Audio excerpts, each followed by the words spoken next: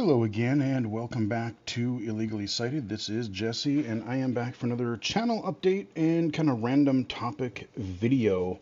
Haven't done one of these, I don't believe, in May so far. I can't believe it's almost the end of May. This is just totally ridiculous. This year is flying by so fast. And it's only going to get crazier because the next month or so is, as we're going to talk about later in the video, there's a lot of stuff happening. Games, events, work, my day job, all that kind of shenanigans. So, before we get into all that, as I usually start these update videos, I just again want to thank everybody who has been supporting the channel, supporting my stream over the years, supporting just the work that I've been doing. I've gotten several nice comments. I've gotten actually a few emails that I've responded to and that I'm going to be responding to very shortly. So yeah, I mean, like I said, thank you to everyone who has been supporting the channel and my work. If you are new to the channel, welcome to Illegally Cited. I know we got a few subscribers over Global Accessibility Awareness Day, the Game Accessibility Conference, a couple other things that I've been doing, so thank you for stopping by. I do unlock videos every Monday, Wednesday, and Saturday, sometimes more often if there's something really cool that I have to cover or that I really want to cover. Maybe it's a holiday, maybe it's just something, whatever. So yeah, Monday, Wednesday, Saturday. Everything is also divided into playlists, so I cover everything from me playing games as a legally blind low vision gamer, so low vision spotlights, PC and iOS accessible game spotlights. These are games that people can play with absolutely no usable vision. VR accessibility, VR games, VR apps, assistive technology. I've got a really nice playlist on some of the presentations, podcast appearances, and other types of things I've done like that over the past few years. I'm very proud, actually, of some of the work that I've done there. But like I said, there's just all kinds of geeky stuff. Blind, low vision, mainstream, assistive tech, gaming, accessibility. Hopefully you'll find something there that you like. And I do want to draw people's attention to my most recent playlist. Probably about a month ago, a little over a month ago, I started a new playlist series called Growing Up Illegally Cited. And this was an idea that I've had in the back of my mind in some form for quite a long time. And I've talked before even about, I've thought about writing a book at some point that would kind of be part memoir, part history, personal history of technology, assistive technology, just kind of, again, growing up illegally cited. I think I could even use that for a book title. But a lot of what I'm covering in that series is kind of those types of honing in on those types of topics. And I also use that playlist to really dive into one particular topic, often questions that people ask. I get questions on Twitter, I get questions in the YouTube comments or emails, and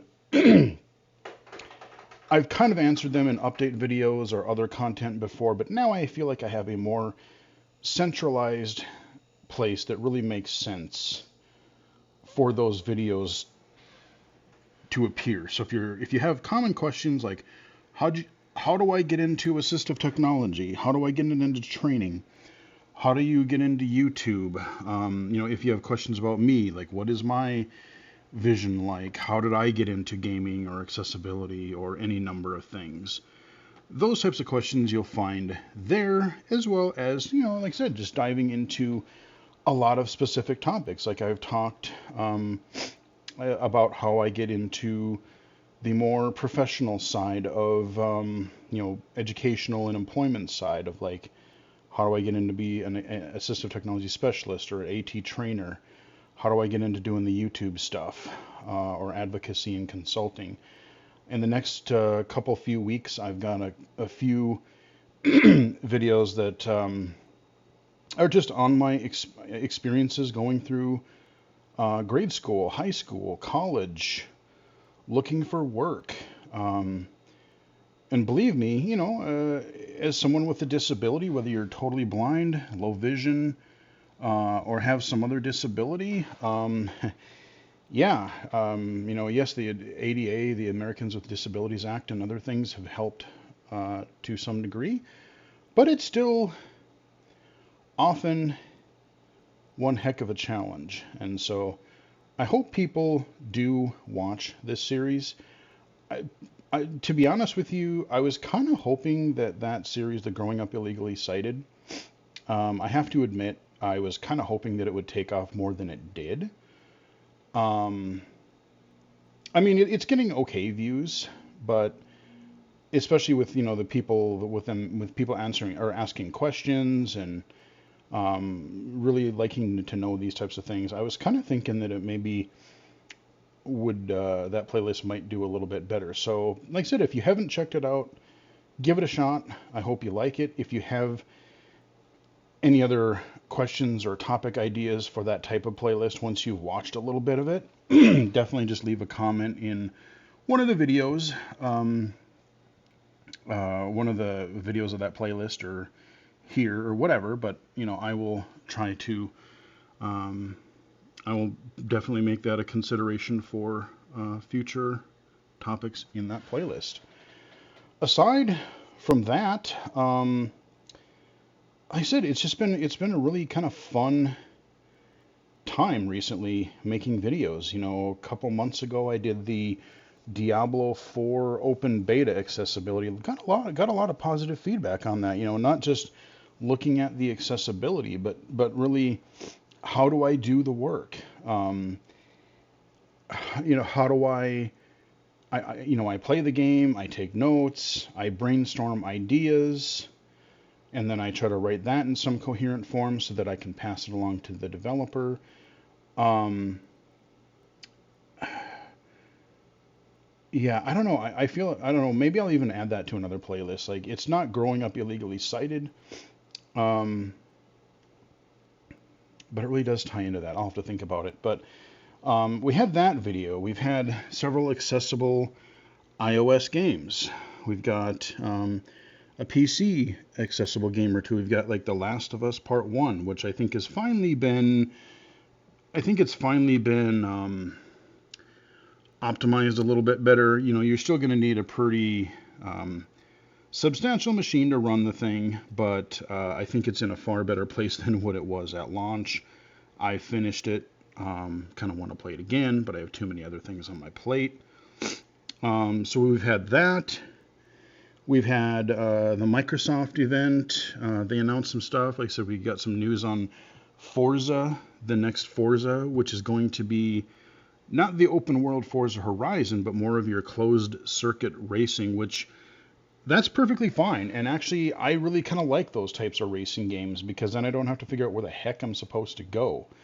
Open world has its own charm, especially if there's some sort of a clear visual and or audio navigation way of telling me where the heck it is I'm supposed to turn or follow. But yeah, I mean, if they can do this with the main Forza game, then next time we get a Horizon, maybe we'll be able to do better in that too.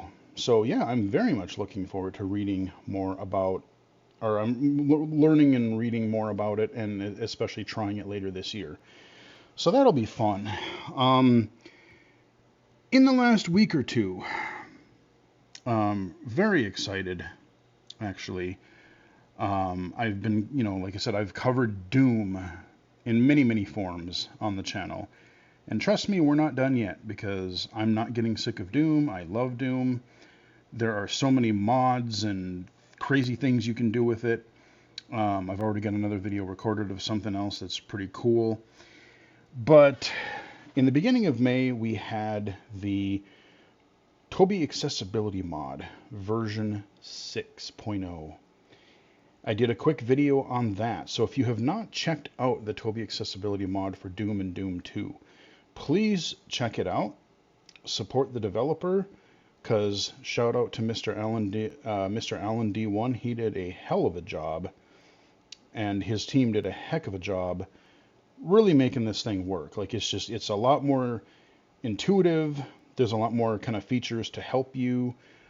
No, it doesn't have a navigation assist to what you're thinking of, but it does have markers that you can put down, because even if you're playing as Doom, again, I want to try to get across to people, when you're playing Doom as a sighted gamer, yes, there is a map that you can use, but like, I play where you're kind of just figuring out these labyrinths on your own, and you're kind of marking things in your head. Oh, I remember this torch was here, or this staircase, or whatever. And you can do that. There's 10 markers that you can place down, in addition to the extra ambient noises of the Toby Deluxe map pack levels. And I do want to make one correction, which I didn't realize when I did that original Toby update video. I misunderstood Alan. Turns out, it's going to be harder, and there are a couple little quirks, which I will probably do another video for and explain in more detail. But in that video, I said, you can play the Toby accessibility mod with the Deluxe Map Pack 1 and 2, so 40 purely accessible Doom levels. Yes, you can do that. But I did say that there were still things in the original Doom and Doom 2 levels, like if you wanted to play the original vanilla Doom levels, that wouldn't be quite as accessible, including the doors and switches. I was wrong. You can actually play Doom 1 and 2 levels. I've verified this, and it does work. So you get all the extra power-up sounds, you get the compass, you get all of the features that you would have, and you get the markers and everything. The doors and switches work as they're supposed to. The only thing, and again, when I do a video for it, you'll see it again. The only thing, and he is working on it because I brought it to his attention after testing it, is that there are ledges. There's a lot more higher ledges in regular Doom levels than there are in the Toby Deluxe Map Pack levels. And in some of those, you can fall into vats of poison or toxic waste or lava, in which you are toast. You are going to die. Like sometimes there are times where if you fall in one, there's a secret door that'll take you to like some secret room with power-ups, and it'll loop you back out to where you need to be. But sometimes you'll fall into one of these rooms or one of these pits, and the only choice you have is to perish. He is working on some ideas for those types of pits, to better work around that. I'm not going to go into it much more here. I'll talk more about that in an upcoming video. So stay tuned for that. But yes, there is a plethora of accessible Doom content. I should mention, if you're new to the channel, the Toby Accessibility mod is a mod that makes the original Doom and Doom 2 playable for blind players. You could, if you were sighted, you could turn off your monitor, blindfold yourself. If you were totally blind, you could play it. There's an accessible audio manual that I highly recommend listening to prior to playing, because that will answer a lot of your questions as far as sound effects, features, keyboard commands, etc., etc. And on top of that, I did the video for version 6.0 at the beginning of May. But then about a week or two later, I had the honor of interviewing Mr. Alan D1, the mod's creator. And that video, both of those videos actually, the Toby Doom video and the interview video, are actually doing pretty well, which I'm pleased to see. But yes, I was able to interview Alan on a Saturday earlier this month, and we had a good old time chatting for about an hour. And we actually, once we stopped recording, we actually chatted for probably another hour or better. But yeah, he's a cool dude, and I love what he's doing. And like I said, mad respect for how him and his team were able to make this work. And just, you go back to I have a playlist for the Toby accessibility mod. Go back when I was looking at version 2.0, 3.0, even 3.5. Look at the features, or even the more specifically the missing features back then, and look at what it is now. I'm just so impressed. Like, it's so cool to see the progress that this mod has made. And as I said in both of the videos, I said, this feels almost like a game that you could package up, and actually sell, or it just feels like a full accessible game. It doesn't feel like a prototype anymore. And so yeah, that's really, really cool. He's still going to be working on it. He's still got some cool ideas. And I'm not going to mention what it is here because I want to encourage you to listen to the interview, but he may have just unveiled one of his next projects. And all I'm going to say it's another accessible game. And I'm down for that. You heard it here first. There's maybe a surprise or two in that video, in that interview. So check it out if you have not done so already. The Toby accessibility mod. Like I said, I am just, a little while ago, people were sharing a lot on Twitter about, the work that they had done, or, their career journey, or in the gaming industry. And, I kind of participated in that. Like, I love what I'm doing. One of my next goals is that I really do want to have my name in the credits, not just as like a Kickstarter backer or something, but as, like a member of the development team, or a consultant, or, someone who actually worked on a game. That'd be really, really cool to me. I mean, I'm not doing it for the fame, or the clout. But it's just, like I said, since I was a kid, I've always wanted to work in video games. And like I said, I'm not doing it full time. I'm not even doing it as my primary job. But the fact that I'm into this at all and having as much fun as I am, and the fact that I'm able to actually combine two of my favorite things, games and accessibility, and to make it so that other people can play these games. Yeah, that's just, I don't know, that's just one of my next goals. And I think so far, the Toby accessibility mod is probably my biggest claim to fame so far. Like, I feel proud of what I've been able to accomplish, the feedback that I was able to give, the testing, yes, I'm not writing any of the code or anything like that, but that's there's more than just coding. There's design, there's like, design is actually trying to eloquently describe what is supposed to happen. It's kind of like what they call, if you're taking programming classes, it's like pseudocode. Like, when this happens, this is what the player should hear. This is what the player should be able to do. And I love that kind of stuff. So, whether I'm doing it for the Toby mod, or working with an indie developer or AAA developer, I'm loving every minute of what I'm doing with that stuff. So please check out the Toby accessibility mod, and, hit me up on Twitter.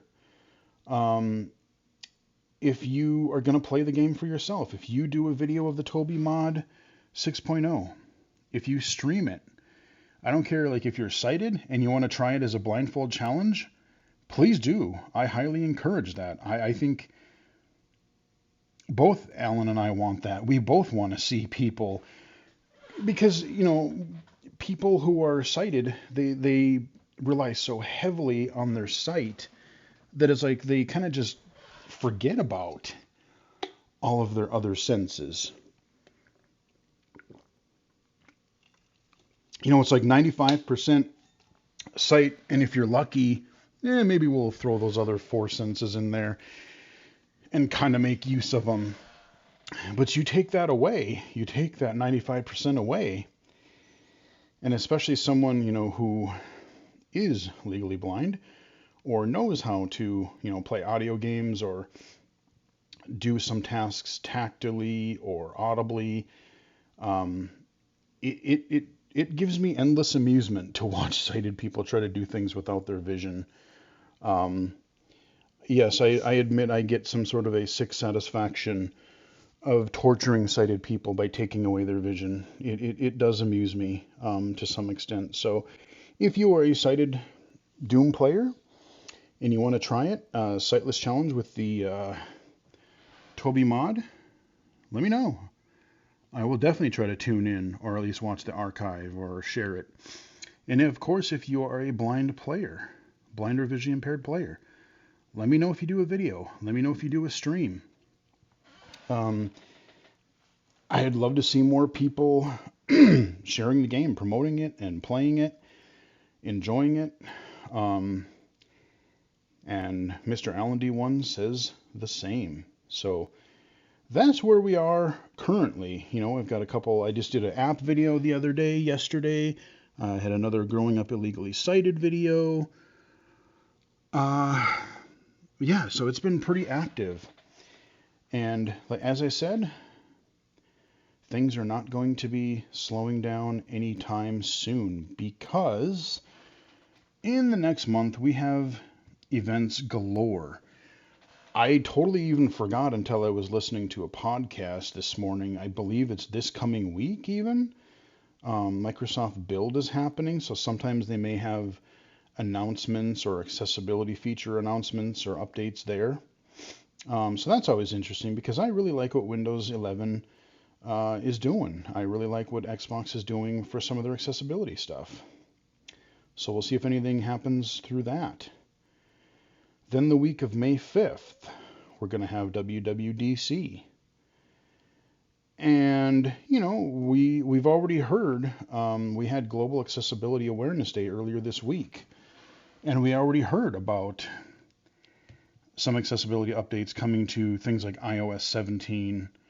I think there were a couple of Mac OS updates, but mainly iOS that I remembered. And, you know, I'm potentially really curious about one or two of them.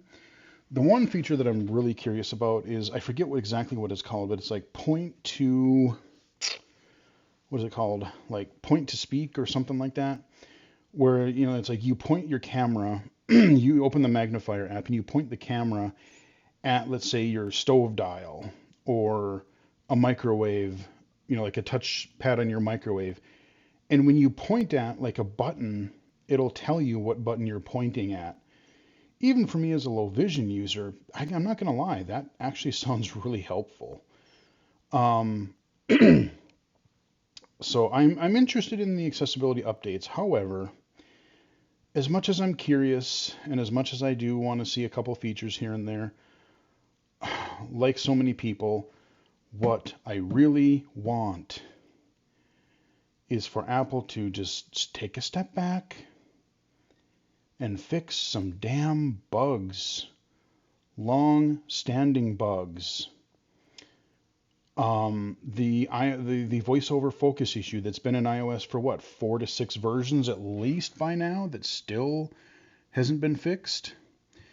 In iOS, see, when I use my iPhone, depending on the task, sometimes I use it visually, sometimes I use it with voiceover. So I use the triple click shortcut to turn voiceover on and off a lot, many times throughout the day. And especially the last couple of versions, 2 to 3 point versions, like 16 point, I don't even know what the hell we're up to. 16.3, 0.4, 0.1, ABXY, whatever, I don't know. The last couple of point versions, like voiceover just, sometimes it stops speaking. And a lot of times, if I turn voiceover off and then I want to turn it, and then I do something and then I go to turn it back on, when I turn it back on, it'll come back with the basic Samantha voice, which I use Alex.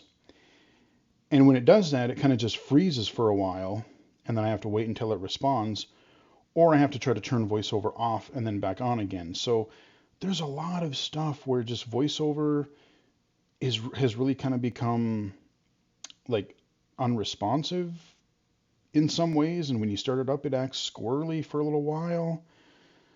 Um, and I'm not running an old phone. I mean, I'm running a 13 Pro Max. Yeah, it's a year old, but who cares? I've got my work phone now. I actually have a 14 Pro Max. And the funny thing is, I actually do notice a difference. I didn't think I would.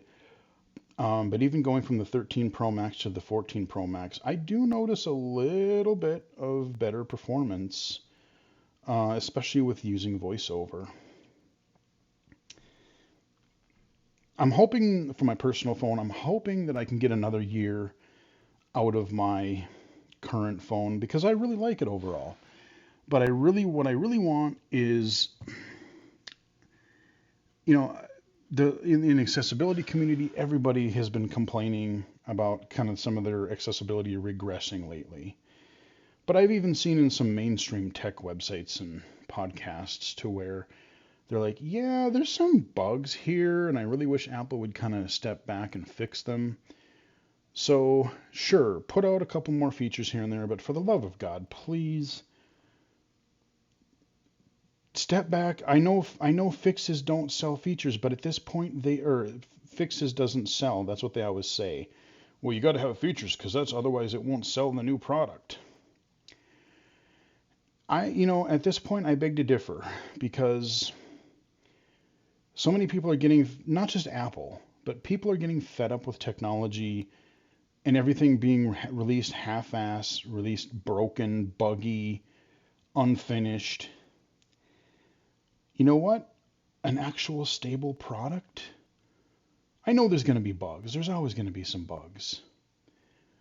But a better level of stability and functionality, you know what, at this point that will sell.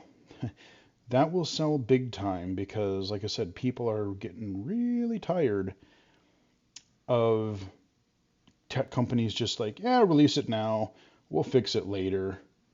I know I am. Microtransactions and broken, buggy products. Yes, those are two very, very annoying trends that have kind of gotten worse lately. But sorry for the sidetrack. But like I said, so we have Microsoft Build, we have WWDC, we have starting I think on the 8th, June 8th, we have the Summer Games Show or whatever it's called, the Jeff Keighley show. There's a bunch of other things that are coming out that weekend. So like I don't remember when and what day, but like all throughout that weekend from like the 8th until the 12th. I know Microsoft their stuff is on the 11th. Oh, you know what? Sony's doing something this Wednesday, actually. I totally forgot about that.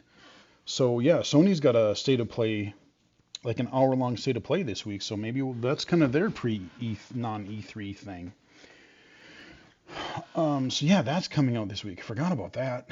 I'm sure Nintendo will have to have something. Ubisoft will have something. Some of the smaller, I know Devolver and their batshit crazy. Just go back and watch any of the last like 3 to 5 years worth of Bethesda E3 stuff, and you'll know why I say that. It is ridiculousness in the best possible way. Yeah, I mean, there's going to be the PC gaming show. There's some indie showcases, I think. I'm not even sure, but there's going to be a lot of stuff. Oh, and then on top of that, beginning of June, I believe, also Summer Games Done Quick. If you are interested in the speedrunning community, like I love watching some of that stuff, especially some of the 2D stuff. I really love watching that. And huge shout out to Zallard1.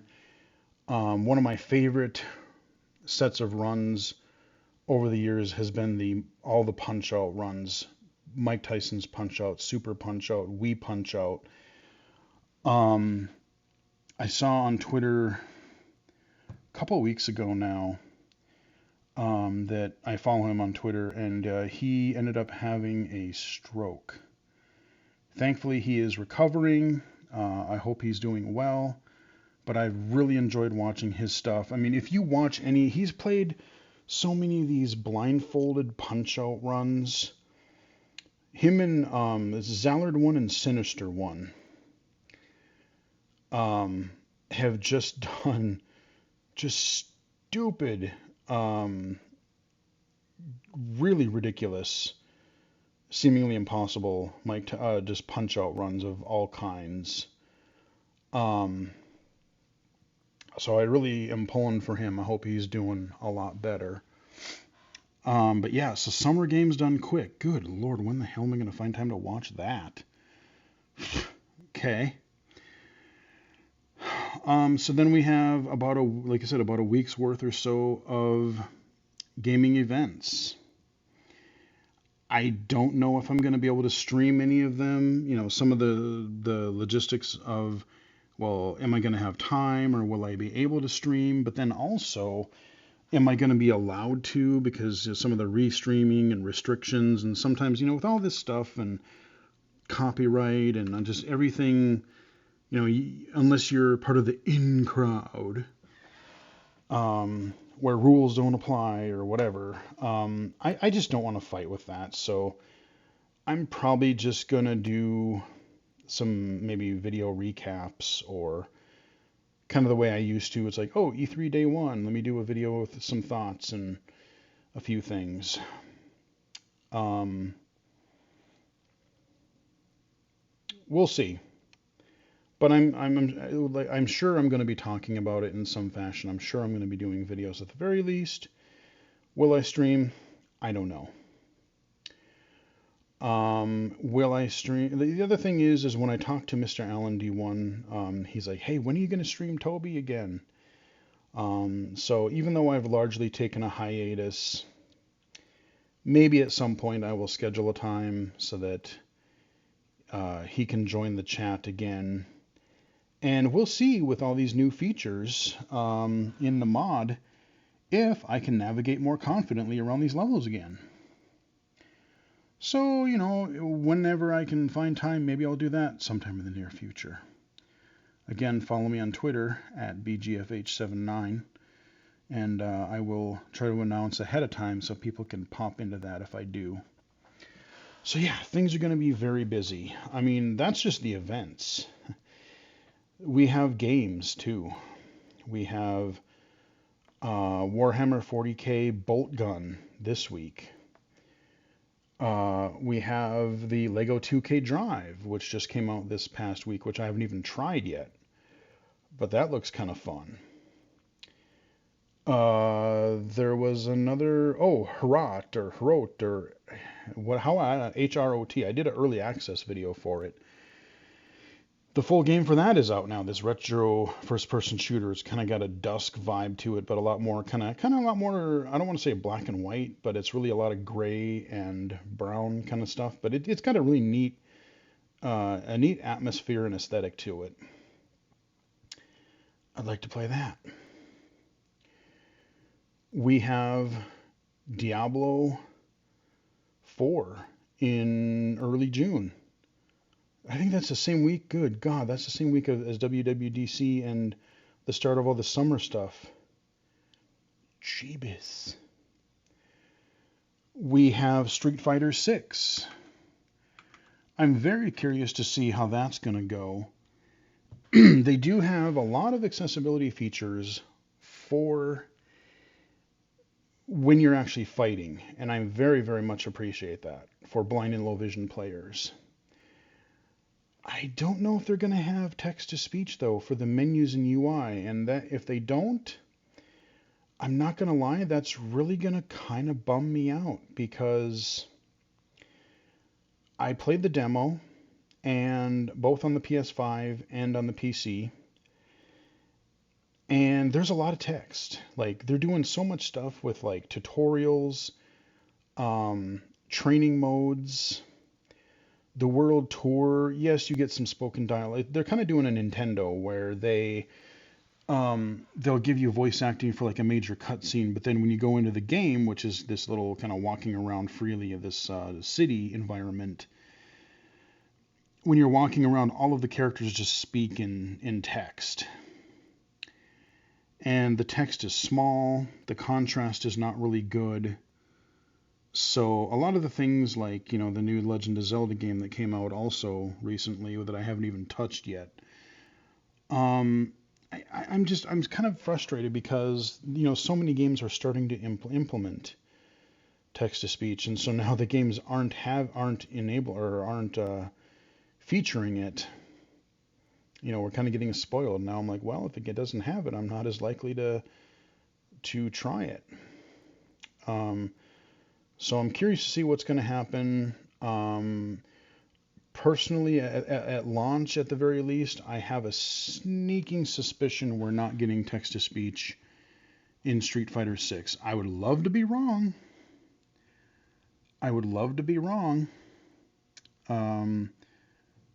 But just all the demos so far have just not indicated to me that that's going to be the case. Like I said, I appreciate that they're adding accessibility.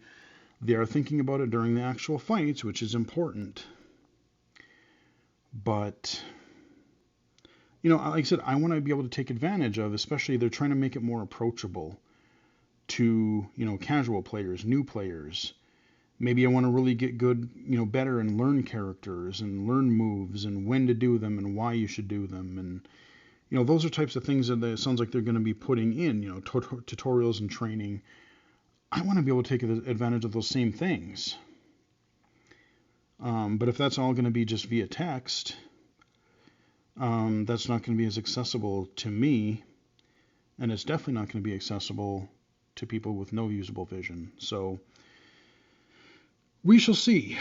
I already have Diablo 4 pre-ordered because the base level of accessibility that I played in the demos and betas thus far, it's gonna be on a level where I'm gonna be able to enjoy that game. So I am looking forward to that.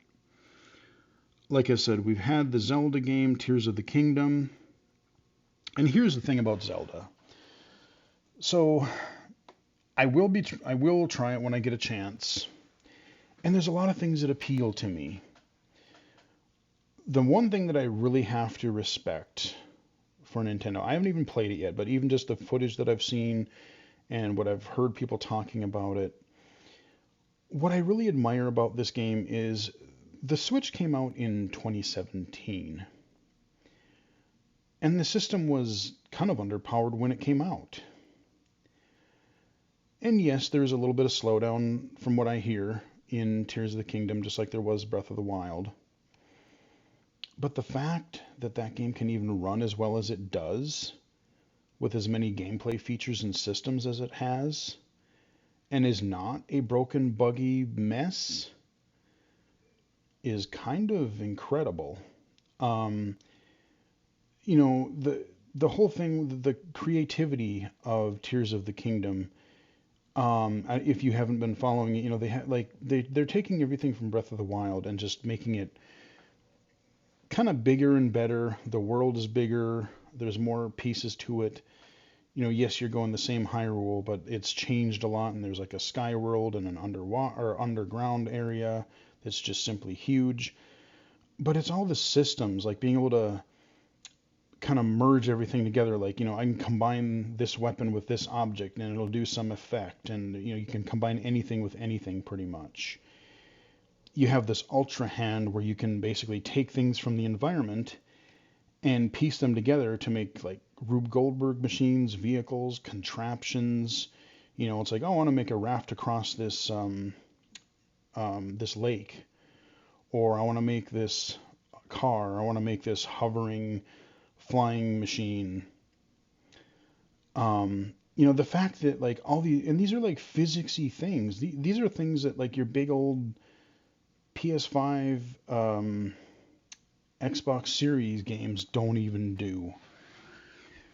The open worlds in those games are like, oh, here's your checklist of 8,000 repeatable items. Like, we've got 500 of these quests and 400 of these, and here, let's do a couple hundred of these.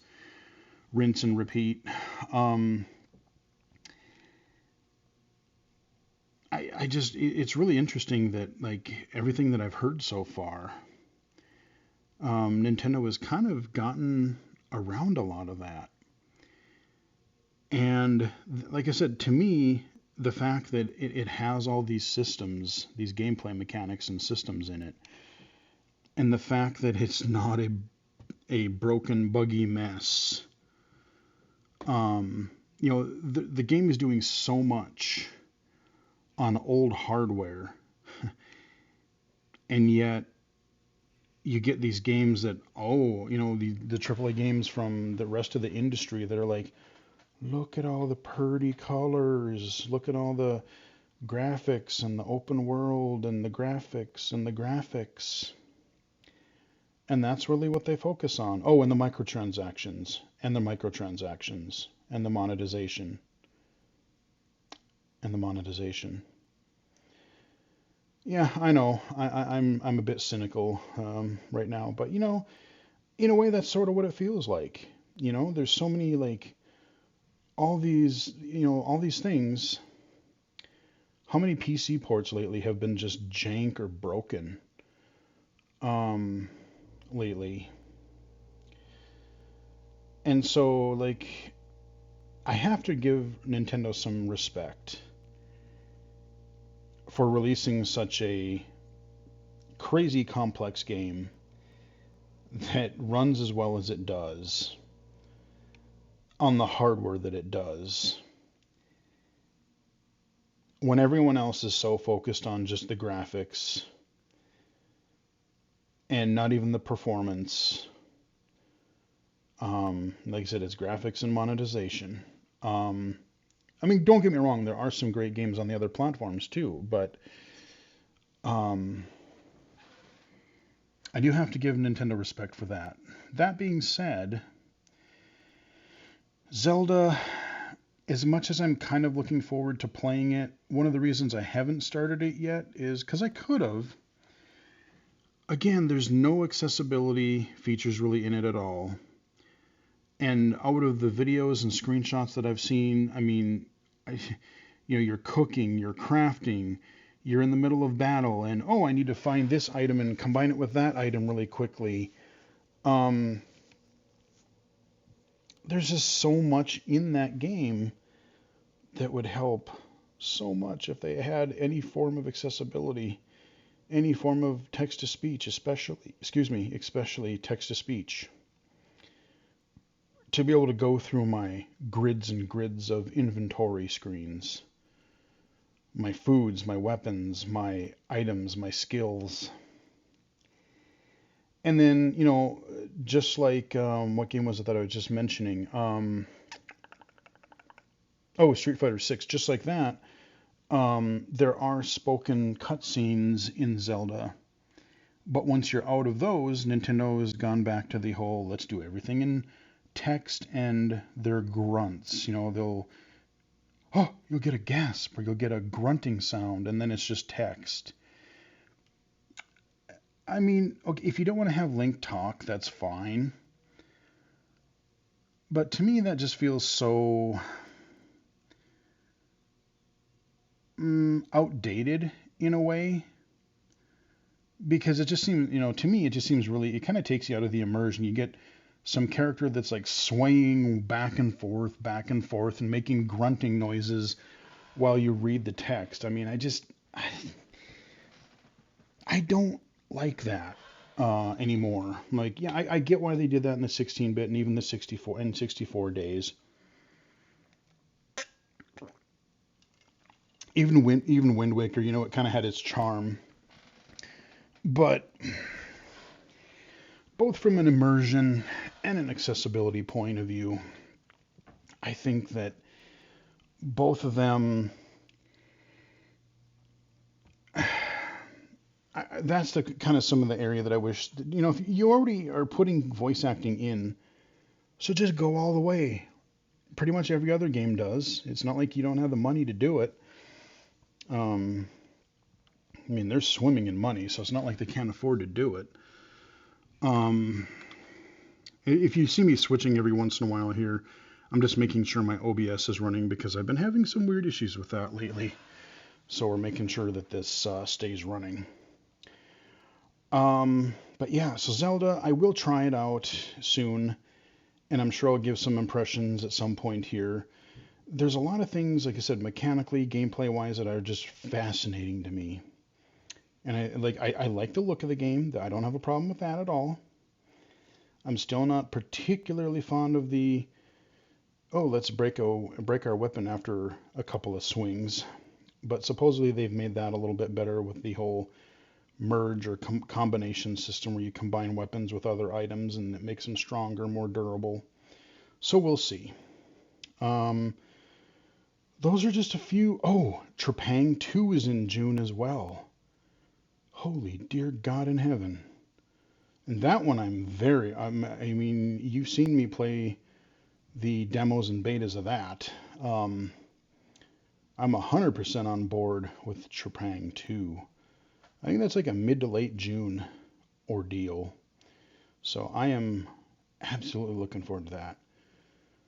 Um, we did also get just a couple days ago, we got a Mortal Kombat 1 announcement. Yes, Mortal Kombat 1, it's kind of a reboot again, but it's different because it looks like they're taking the Liu Raiden, as I call him, because Liu Kang is now a god, and he's kind of pissed, and it looks really rad.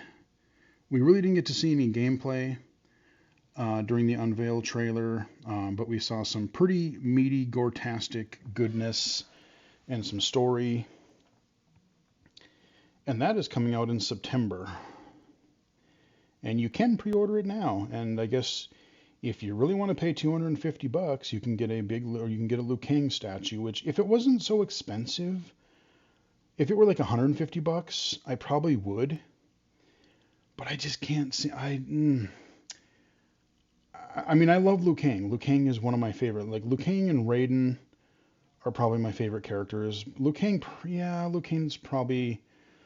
I mean, Liu Kang, Raiden, Sub-Zero, and Scorpion. Those are my four that I really, really like.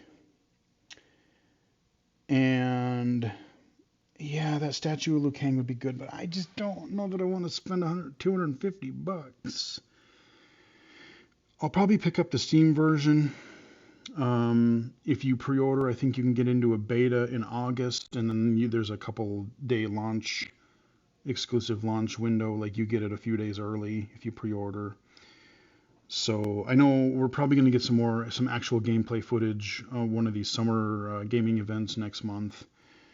So we'll see what happens with that. But yeah, I'm a big Mortal Kombat fan, especially I love what they're doing with the stories for MK9, 10, and 11. They are just some of the most lunacy, crazy, dumb stuff you'll ever see, and I love every minute of it. So there's that. I can't even remember. Starfield's supposed to be in September. I think there's one other game in like September is just going to be brutal too. So as I said, there's going to be a lot of games coming out.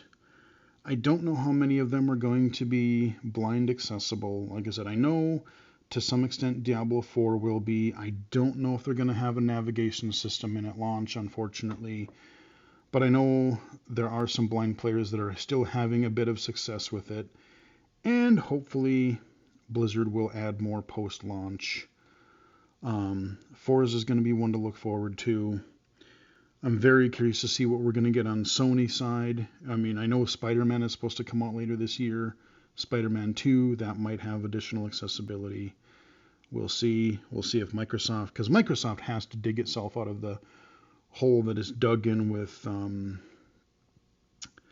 Redfall. I did try Redfall. I was going to do a video of it, but I was just so underwhelmed and just I didn't really enjoy anything about the game, unfortunately. They had text to speech in it, but it was honestly very poorly implemented. It was one of those cases where like it used a really kind of bad voice and it read the main menu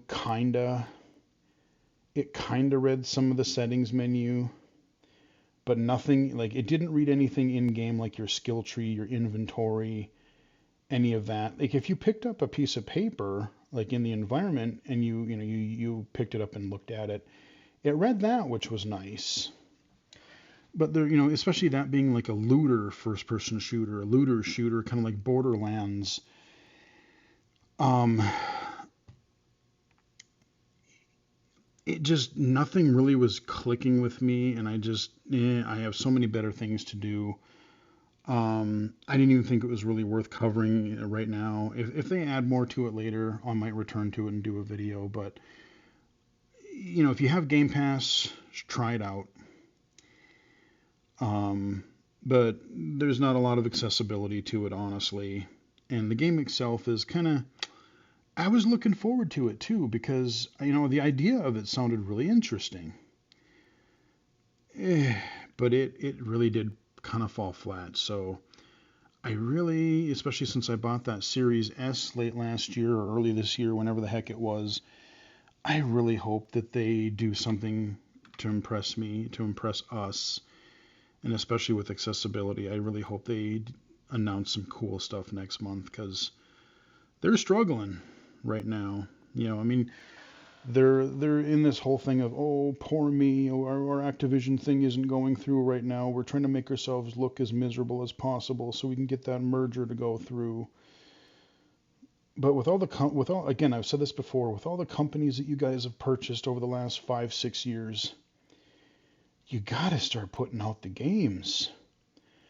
I know Phil Spencer did that interview, and I respect him for what he did after Redfall fiasco and after the merger didn't go through. He did an interview, and he said some interesting stuff, but at the same time, he said, well, it's not like even if we make all the best games and like that's still not going to be enough. Yeah, but if you're counting yourself as a game system, if you're Xbox, if that's your brand, whether it's through Game Pass or Xbox or PC or cloud, you got to have the games. Like, yeah, I like Game Pass, but you got to have the games to support it. I mean, the existing stuff, but like you got to have the new stuff too. So we'll see. I've rambled enough about games. I know this is going to be another long video, but imagine that. I can't shut up. We had Global Accessibility Awareness Day. I'm just going to briefly touch on that. Again, follow me on Twitter. You'll see me post I posted a lot of stuff. Retweeted a lot of things throughout that day. Sony announced more details of their Project Leonardo adaptive controller that they're releasing later this year. I don't think we still have a release date or a price, but they did talk about it more. So, for the people who need that, I really, really hope that it is affordable, and I hope that it does well because, yeah, I mean, that's awesome. Now, if Nintendo and Valve could just pull their head out of their butt, it'd be great.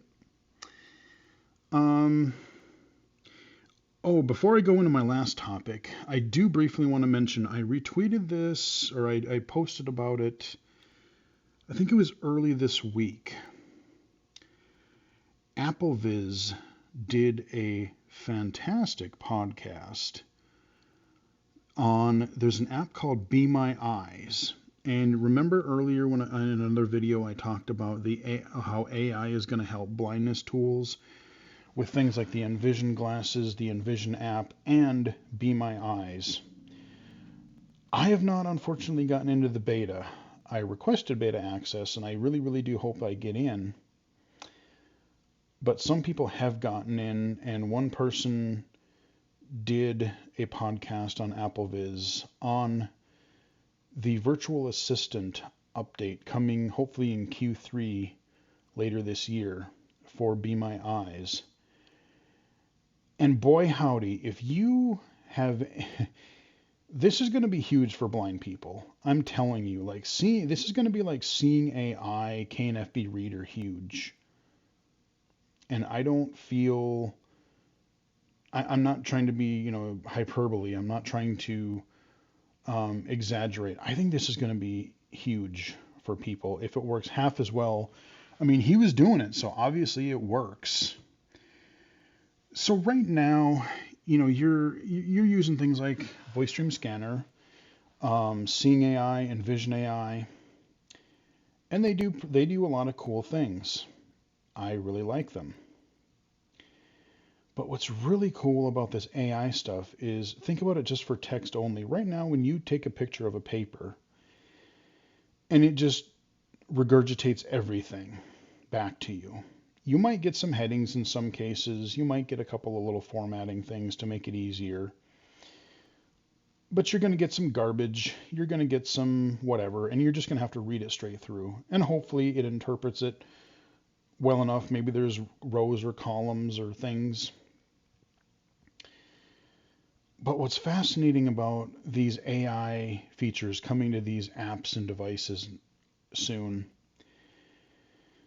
is it's kind of almost like having like an automated human with you, like a robotic human with you, because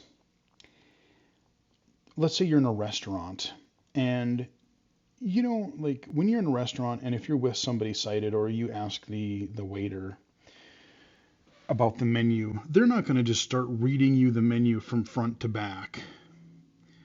They're going to say, "What are you interested in? We have appetizers, we have soups and salads, we have entrees, we have sides, we have desserts, beverages, alcohol." And then you can be like, "Oh, I would like to hear about appetizers," and they can tell you what the appetizers are, and you can say, "Oh, what's in the deluxe nachos or whatever," and it'll tell you, and you can say like, "Oh, do they have any chicken entrees?" And they can be like, "Oh yeah, there's these two items have chicken in them, and they have this, that, and the other thing, and they cost $12.99." I mean, it's like this interactive experience, like where you're talking to a human, and it's just more natural instead of having to like memorize or go in order. I mean, that's just one use case, but I really, if you want to get excited about the potential of some of these, the way that AI could be implemented in apps and assistive technology, definitely listen to the Be My Eyes podcast from AppleViz, because even my coworker who doesn't, he's really even more skeptical than I am. He was the one who shared it with me. He goes, "Did you see this yet? Did you hear this podcast yet?" And I said, "No." He sent me the link and I listened to it one day at work, and I'm like, "Damn, son, this is actually really cool." Like I wanted to test it before, and I had signed up to be a tester before, but now I'm like, I'd really like to get into that beta because this sounds really rad. So again, very busy lately, very busy coming up. I've got some work stuff going on, so I'm not even going to go into what I've got there, but I've got projects, I've got potential things I got to do, I've got transition-y stuff that we have to do usually every summer, so who knows what that's going to be. So June is going to be madness, to say the least, and hopefully in a good way. What I want to wrap up on is I want to talk a little bit about a few video game movies. Because, or video game movies and properties. Because you remember in the 90s and even the 2000s, until probably a couple of years ago, most video game movies and properties, you take a video game and you put it into a TV show or a movie, they sucked. I mean, Super Mario Brothers was a fever dream of just weirdness that you kind of have to respect in its weird way, because like even back then no one had done it before, and you're like, how do you turn a 2D side scroller where you're fighting mushrooms and turtles into a coherent movie plot? Okay, make it a weird dystopian sci-fi whatever movie that's just bizarre. The Street Fighter movie was not good. The Double Dragon movie was terrible. They had a couple animated, like there was a Street Fighter 2 anime movie that was actually pretty decent for its time.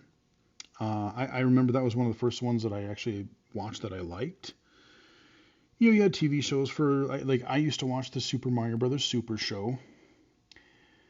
And then when they moved to Mario 3 and Super Mario World, they got more cheesy and they almost went to like a younger audience. And the originals were cheesy, but when they went to Mario 3 and World, they just got even more cheesy and I just didn't like them. I love the idea of Captain N, but even back then I thought it was cringy, and I tried watching an episode of it fairly recently and I'm like, oh dear God, this is terrible.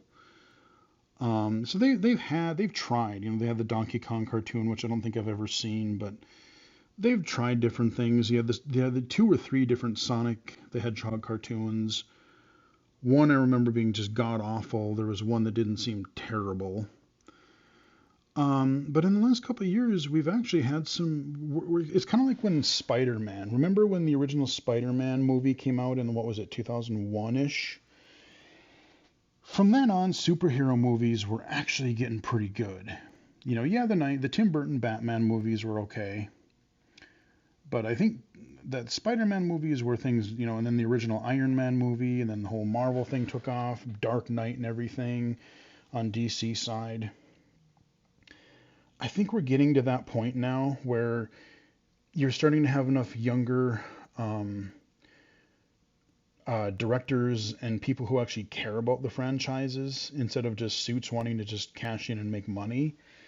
We're getting enough people now where movies and series are actually starting to be good. So I want to really briefly talk about a few of my favorites, or a few that that I would recommend if you're a fan of games. And maybe I should do maybe I'll do an episode of this. Well, I don't know if that would fit under Growing Up Illegally Cited. We'll see, but I'll do it here. We have 2 Sonic the Hedgehog movies, and they weren't bad. Yeah, they're geared toward kids for sure. I got a kick out of them. If you wanted just a fun family movie, the Sonic the Hedgehog 1 and 2 movies are actually not bad. Actually, one of the first ones that I really remember, Wreck-It Ralph. I actually saw that in the theater when it came out way back in the day. And it was cool because it took video games, but it wasn't like, it had video game character cameos, but it wasn't like, oh, this is the Mario movie or the Zelda movie or Sonic. They had Sonic the Hedgehog, they had Q*bert or Zangief or, any number of the root beer tapper guy. But they took video games as a plot point and made their own. And I really enjoyed it. Yeah, again, it's a kid's movie. But if you can get past that, it's just a fun animated movie. I really enjoyed it. I was really looking forward to the second one, Ralph Breaks the Internet, and it had its moments, but I didn't like that one near as much as the first Wreck-It Ralph. If you can find it cheap or watch it on streaming somewhere, maybe give it a shot. But I really like the first Wreck-It Ralph. Second one, not so much. I'm trying to think, God, there's so many now. I mean, the Resident Evil movies, those are really hit and miss. Some of those are really bad. I found the first one to be rather entertaining, just as kind of a novelty that wasn't horrible. Definitely stay away from the Uwe Boll movies because most of them are just trash. I haven't even seen most of them. I remember I watched Postal and I couldn't even finish it. It was just awful. But in recent times, I said we got the Sonic movies, The Last of Us. Whether you've played the games or not, The Last of Us Season 1 that came out this year is fantastic. I talked a little bit about it I gave my thoughts on another video, so I'm not going to take up more time here, but I thoroughly enjoyed it. It has audio description. So if you get HBO Max, or I think if you even buy it on like Amazon or something, I think it has audio description as an option. So yeah, I'd highly recommend that. The Last of Us. Castlevania, the Netflix animated series, they wrapped that up. And what is it like? There's at least 3 or 4 seasons of it, and that was actually really good. I really enjoyed the Castlevania series on Netflix. I wouldn't mind owning that. So if you like Castlevania, you like anime, it's pretty rad. Yeah. Um, we've had, I mean, of course, we've had like the Transformers, but that's not really games. But the first the movies were okay. I actually like Bumblebee quite a bit. Bumblebee was actually probably my favorite Transformers movie. I think they did the best job with that. Um, but I do want to talk about the two that I recently watched. Dungeons and Dragons. Oh crap! What is the subtitle for that? Thief something. Let me get a drink of water real quick, and maybe it'll come to my head. Uh,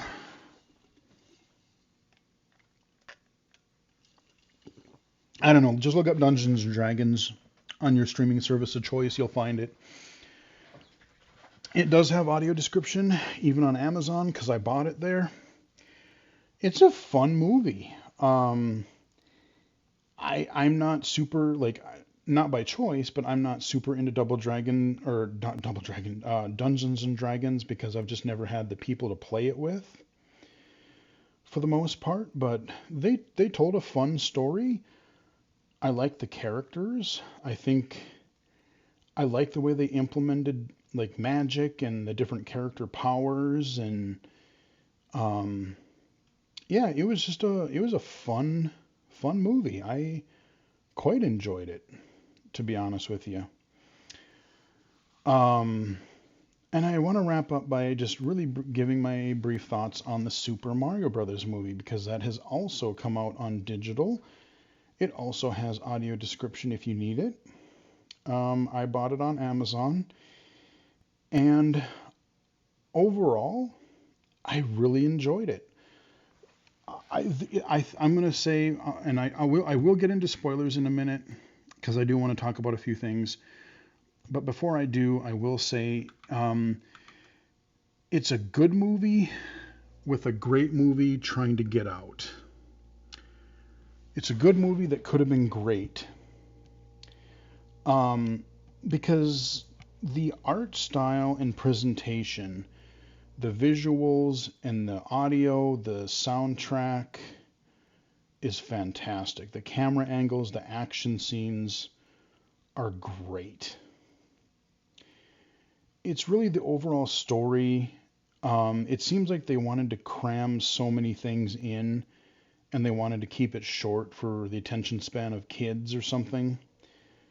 I think, I'm not saying it had to be a 2.5 hour beast of a movie, but I think if they would have even given it maybe another 20 minutes, half an hour to breathe a little bit more and piece together a more cohesive story and let some of the characters and environments build a little more, I think it would have flowed a bit better. Because really, there is a story, and you can follow through with it. Like you can follow it, um, but some of the transitions and stuff seem a little bit contrived or a little bit rushed to get from one place to another. Um, but otherwise, like everyone leading up to the movie, oh, Chris Pratt being as Mario, he didn't do a bad job. I thought he was fine. I forget who played Luigi, but I really liked him. That's my other complaint is I wish that this is Super Mario Brothers. It's not Super Mario. And other than a little bit at the beginning and a little bit at the end, Luigi really didn't have much to do. He was kind of taken captive and really didn't have much to do for a lot of the movie, and I really kind of would have liked to have seen them interacting more together, or at least more having both of them having more to do. Because again, just like it kind of fits into the games too. It kind of fits into the Mario universe as like Mario, Super Mario Brothers, and it's all about Mario. And maybe you get a game that has Luigi in it, or maybe he gets his occasional time to shine. So in that respect, it kind of fits right in because Luigi is a little bit forgotten in a way. But I mean, the way that the characters were portrayed, Mario, Luigi, they had the Wrecking Crew guy in there, Donkey Kong, Jack Black as Bowser was great. Um, I didn't mind the princess. I've heard some people, even some female gamers, say that they thought it was just like, oh, it's an overdone, like, oh, they're trying too hard to make the princess, super powerful just so that they can't say that she's a damsel in distress. I, I don't know. I thought she was perfectly capable, and I didn't think that she was trying too hard. I liked that it wasn't a Rescue the Princess movie. You look at like Super Mario Brothers 2, where you could choose between all four characters. You look at other games where Peach has been able to be part of the action. Um, but yeah, the presentation was just incredible. You want Easter eggs, you want references, you want like Super Mario Brothers musical cues and references. They are everywhere. Um, that stuff is great. Um, so from here on, I might, if I say anything, it may be a little bit spoiler. So this is going to be the last topic of the video as well. So if you want to stop here, that's totally fine. Again, follow me on Twitter at BGFH79, twitch.tv/illegally cited, illegally-cited.com, and right here on YouTube, of course. And thanks for watching until this point. But before I wrap up, again, so the Mario movie, the story, you go from, okay, I like when they're in New York, just giving a little bit, you had Charles Martinet doing a couple of voices, so he still got to be in the movie as a voice actor. That was great. I'm glad to see that. A lot of people complain about, there's so much music in the Mario universe. Why do they have to shoehorn licensed songs in there? I agree with them, but at the same time, I don't care what license it is. Like, it's just what movies do. Whether it's catering to the lowest denominator or the mass audience, or I don't know, it's just the way that movies do things, I guess. I really didn't find the licensed music that offensive. You had some Beastie Boys in there. You had AC/DC in there. And I mean, come on, any movie with AC/DC's got to be at least all right, a little bit. I mean, there's a few 80s tracks. I mean, I Need a Hero, that's been overdone to death. There's another one. Oh, what is it called? It was during the. It was when they go into the Kongs and they're getting the cart ride to the Donkey Kong King. I forget what song it was that they had there. That one I was like, meh, take it or leave it. But overall, I didn't find the licensed music as offensive as some people are making it out to be. But like I said, everything from, I mean, they had music from the original Super Mario Brothers, Super Mario World, Mario Kart, Super Mario 64, just you could hear just even some deep cuts here and there. Again, they use the characters pretty well. Even outside of the Mario thing, like there was a Punch Out pizzeria in the New York thing. There was I like how they use again a lot of the Mario character universe, not just Mario, Luigi, but you had Kamek, you had Bowser, of course, the princess, Donkey Kong, you had Diddy Kong was in there very briefly. Um,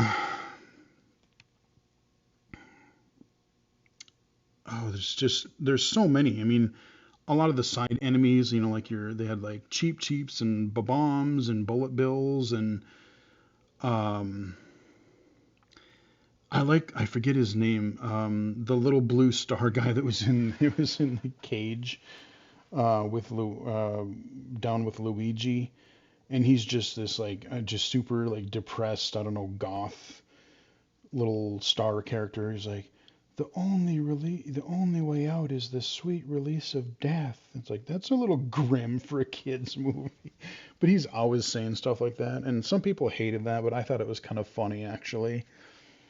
Um, but yeah, I mean, I thought, I mean, the way that they treated the power ups, you had the regular mushroom, the shrinking mushroom, the fire flower, the star, the Tanuki suit, and the cat suit were great. Um, like the cat suit was a cool touch. The Tanuki suit was great. I wish I wish the movie had a little bit more time to breathe. That's my thing. The one line that I thought was really kind of a little like they seemed a little bit forced, but you kind of I guess maybe had to have them in there. The Our Princess is in Another Castle. At least that one kind of fit in the context of the movie, and I guess so did the other line. But the whole it's on like Donkey Kong, and Donkey Kong was saying it. That one maybe felt a little bit forced. Maybe if somebody else would, maybe from the crowd would have said it, it would have made more. It would have been better. Um, but it just seemed weird him saying it's like it's on like me. He couldn't just say it's on like me. Um, that just seemed a little bit weird. Although I will give them credit, I love that they put in the Super Mario Brothers Super Show theme song as their TV ad, and I love that they put in the DK rap. I wish they would have put the full DK rap in the credits though, so you could hear the full thing instead of just the chorus, because that is a dumb but catchy song from Donkey Kong 64.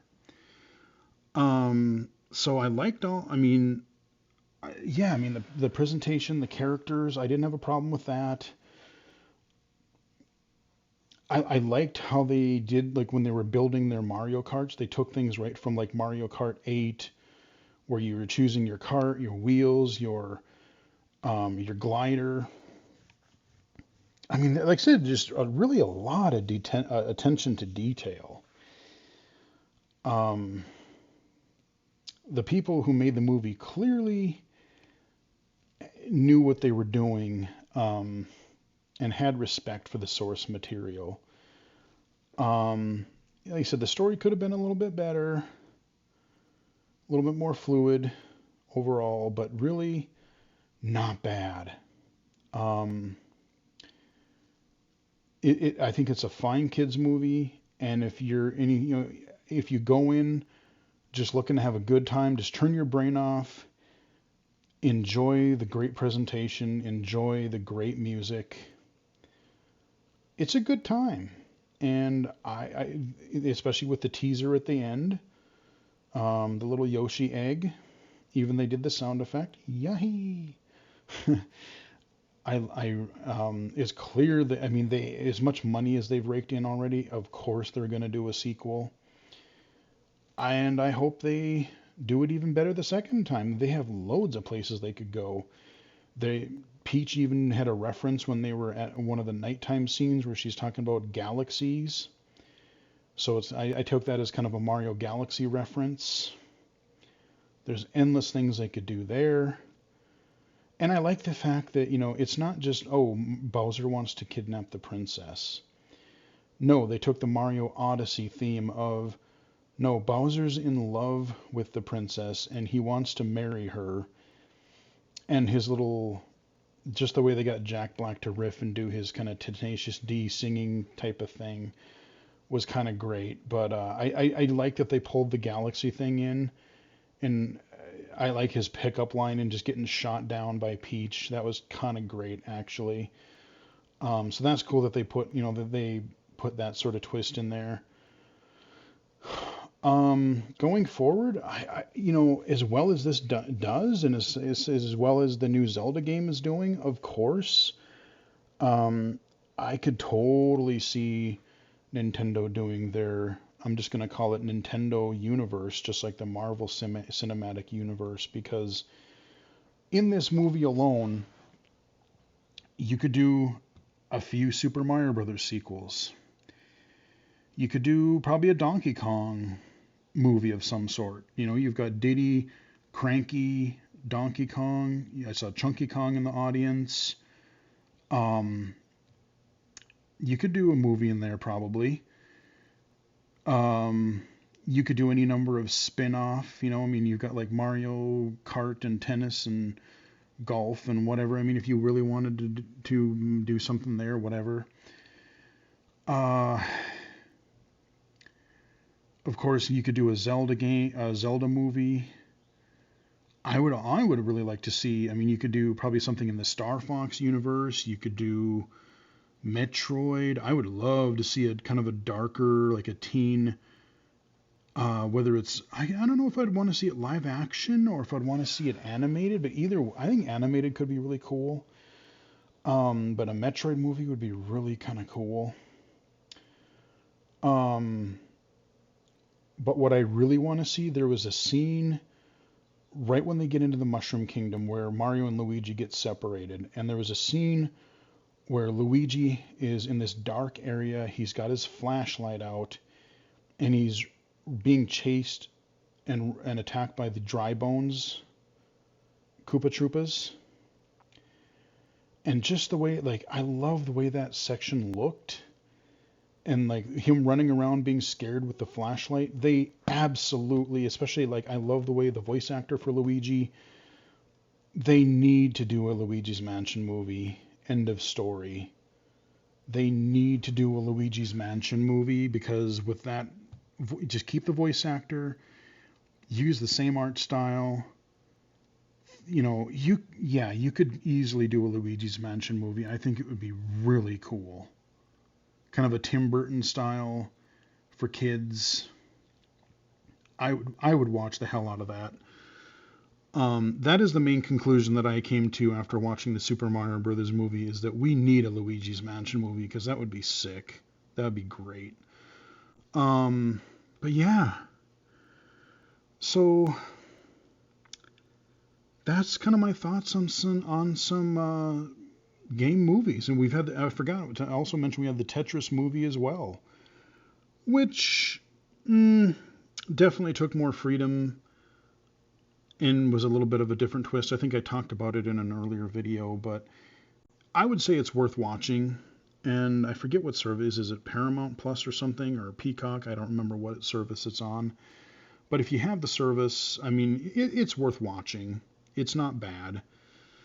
I would recommend reading the David Sheff's Game Over book or any number of other books that talk about the Tetris stuff. But yeah, the Super Mario Brothers movie, I think it was a really good movie. I think if they would have done a little bit things slightly differently, it could have been a great movie. But that said, I'm very happy that I saw it. And just with the reverence that they showed the franchise, I'm totally fine with sequels. I'm totally fine with other Nintendo properties getting movie or series treatments. I say bring it on. If this is at least the quality that they're going to go for, I'm all in. With that, I'm definitely going to wrap it up here because this video has been long again. But again, it's so busy. There's so much going on. Hope you guys enjoyed the video. Give it a like if you did. Try the Toby Doom mod. Let me know if you do. I want to see it. Follow me on Twitter at BGFH79, twitch.tv/illegally cited, illegally cited.com. and right here on YouTube. Until next time, I will chat with everybody again later.